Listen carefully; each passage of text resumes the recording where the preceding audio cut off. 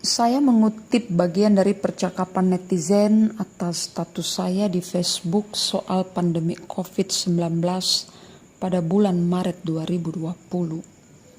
Salah seorang netizen menanggapi begini, "Bu Pendeta, jangan ditutup gerejanya."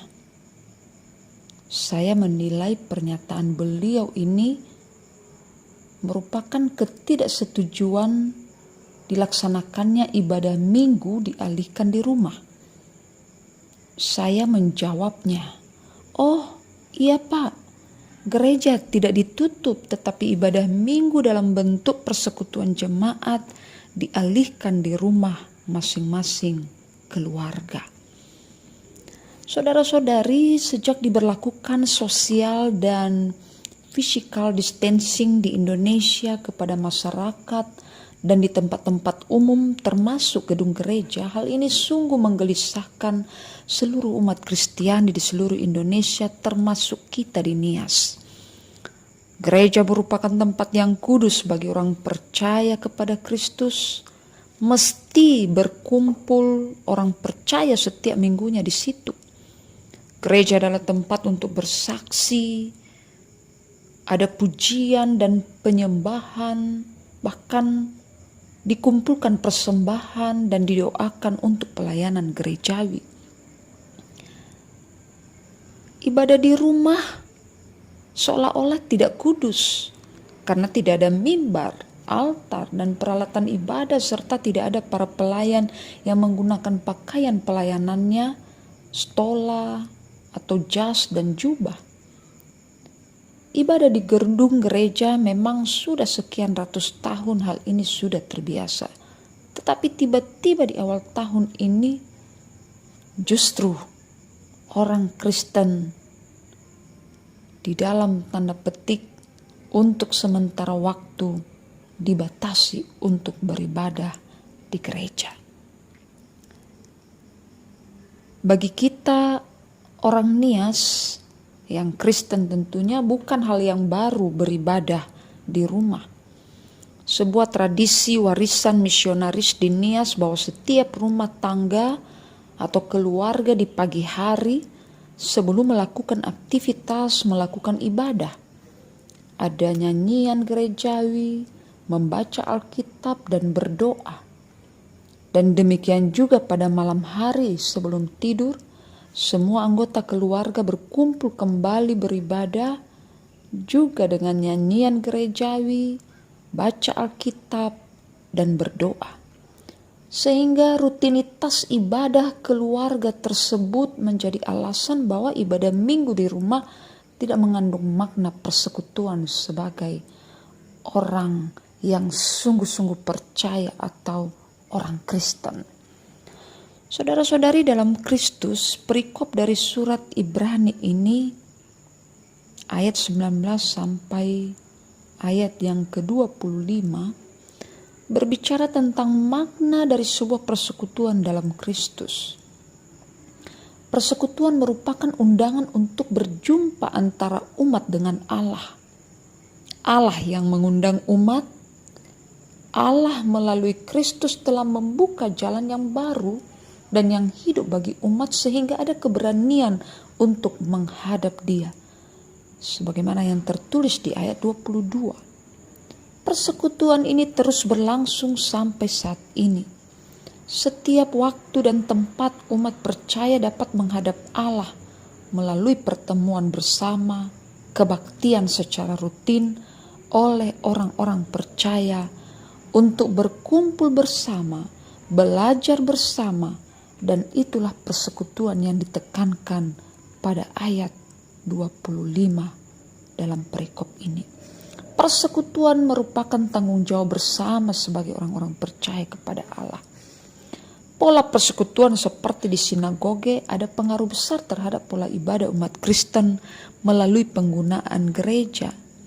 Dan kita dapat menyebutnya persekutuan fisik, tetapi justru nilai dari persekutuan dalam Kristus itu semakin diperjelas dengan bentuk persekutuan roh, pastoral, dan sosial.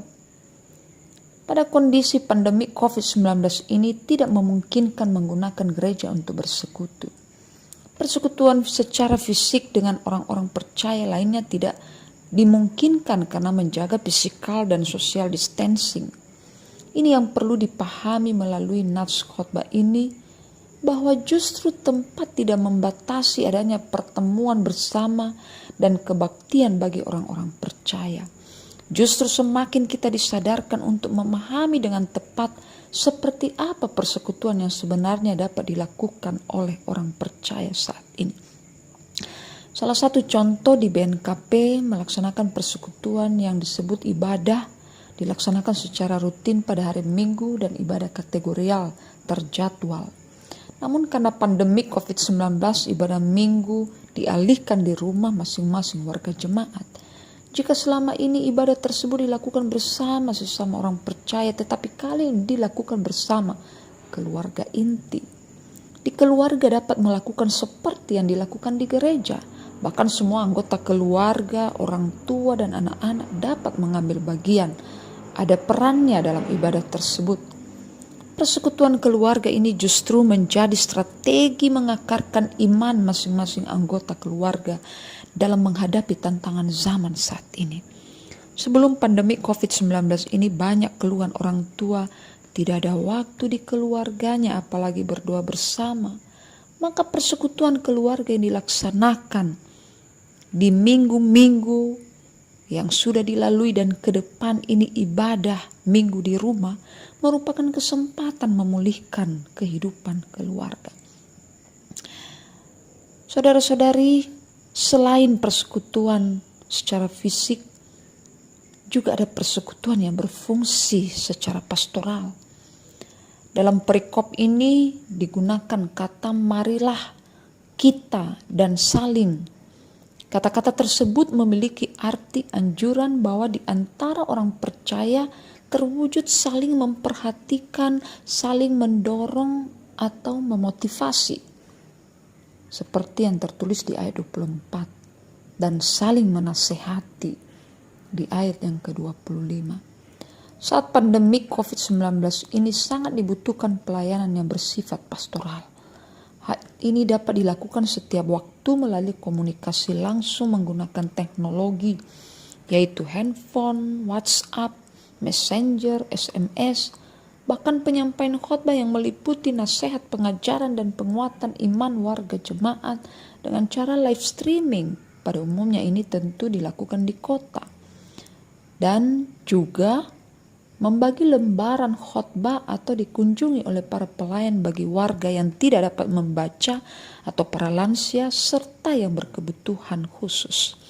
Sehingga ini menepis pernyataan-pernyataan bahwa gara-gara pandemi COVID-19 ini tidak berjalan dengan baik persekutuan di antara orang percaya, atau muncul pertanyaan mengapa gereja ditutup atau tidak dilaksanakan ibadah dan yang lainnya.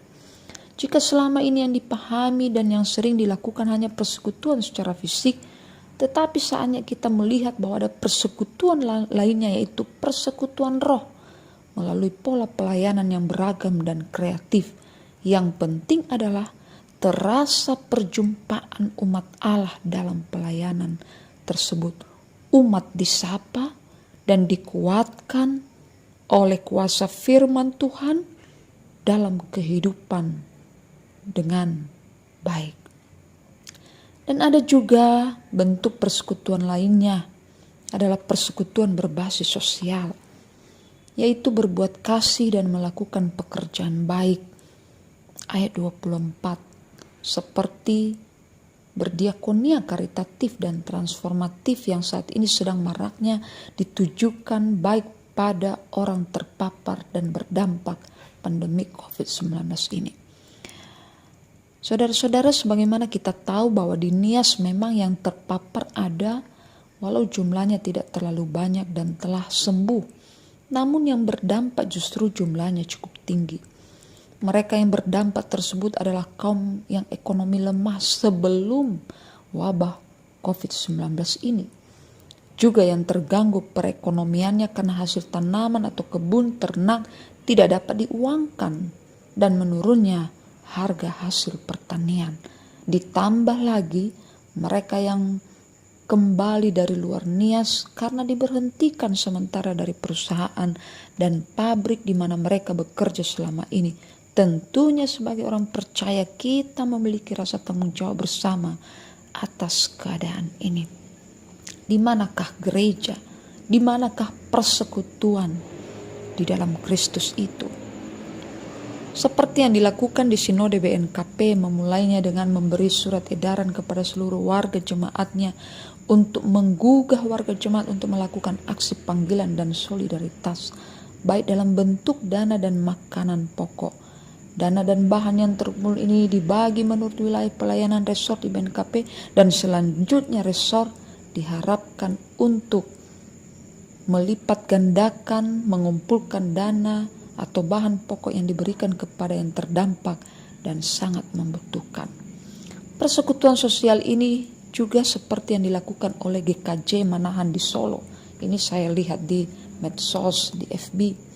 Hasil sumbangan yang dikumpulkan diolah oleh warga jemaatnya dengan memasak makanan yang akan dibagikan setiap harinya kepada masyarakat di sekitar mereka.